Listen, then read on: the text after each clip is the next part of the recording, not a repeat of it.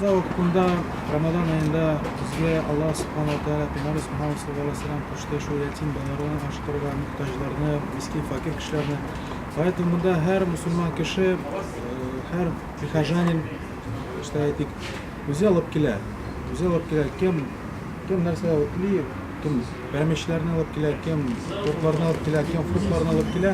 Шулай без төзибез, бер стөл төзибез, шул стөлгә бисмилла әйтеп чакырабыз ятим балаларны. Чөнки ятим балаларны ашату, ятим балаларны тәрбияләү бу Пейгамбер Мухаммад саллаллаху алейхи ва саллям кушкан эш. Может, вот такие поставить здесь? Чекайда әйтергә чужих детей не бывает. Бу балалар безнең дә балалар, поэтому без аларны ашатабыз, шул вакытта аларны тәрбиялибез. Аларны тәрбиялибез, аларга аңлатабыз, нәрсә ул дин, ислам дине, нәрсә ул Аллах, кем ул Пейгамбер Мухаммад саллаллаху алейхи ва саллям булган. Ничә яшьтәге балалар алар? Яшьләре Разные. 30 яшь, 10 яшь, 15 яшь kadar шундыйлар бар. Безнең эш һәр прихожан шул баланы ала да керә, мәчеткә керә, аны белән утыра, күрсәтә ничек намаз укырга, ничек тәһарат алырга. Шул безнең эш, балаларның эш. Без тәрбия бирмәскә кем бирә аларга тәрбияне? Аларның ата-аналары юк, поэтому без аларга шул тәрбия бирергә тиеш. Бу безнең вазифа. Кайсы балалар йортунан дип әйттегез әле? Дербышевский детский дом 11. Дербышевскидан. Булай ифтарлар көн сайын үтә инде монда. Да, алхамдулилlah. Ниндирәк кемнәр ярдәм итә? Ярдәм итәләр. Һәр любой кеше, кеше үзе любой килә да алып килә. Кем фруктларны алып килә, кем нәрсә алып килә, кем нәрсә тили. Аннары ашалар, эчәләр, дуа кылалар. Кем ураза тотмый, ул 60 кешене ашатарга тиеш. Әгәр кеше ураза тотмый, ул 60 мохтаҗ, мискин, факир кешеләрне ашатарга тиеш. Шул без поэтому ятимләрне алып киләбез. Шул алар ашалар, аннары сезгә Аллах ризалыгы өчен дуа кылалар. Бу Аллах Тәала, шул дуаны Аллах Тәала кабул ителә.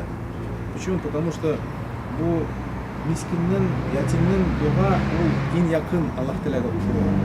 Мусафирлар күп киләләр, мухтаҗлар киләләр. Разные кешеләр килә. Кто будет лучше всех читать, тот иншаллах та'аля получит подарок. Бисмиллахир-рахманир-рахим.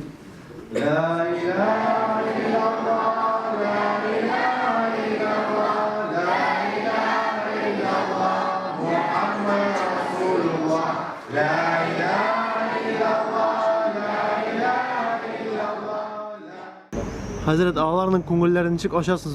Не все же так просто дают. А вот поэтому безнең задача не үзебезгә утырып ашарга.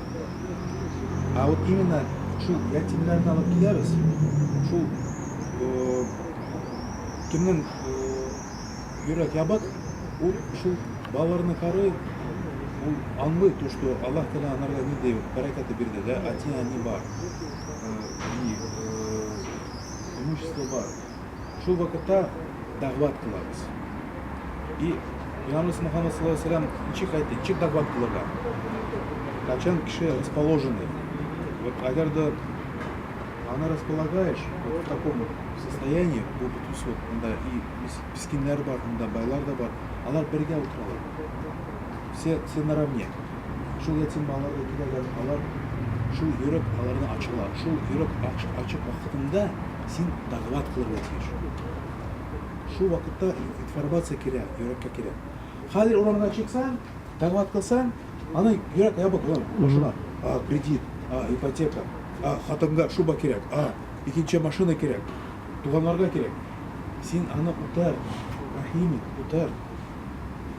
Мә аша, дәгъват итә, вот монда ятимнәр бар, тәрбиялә. Шул вакытта кешенең йөрәкне ачыла. Шул вакытта аларга можно дәгъват кылырга кирәк. Анларга можно нәрсә булса аңлатырга. А башка вакытта проблема.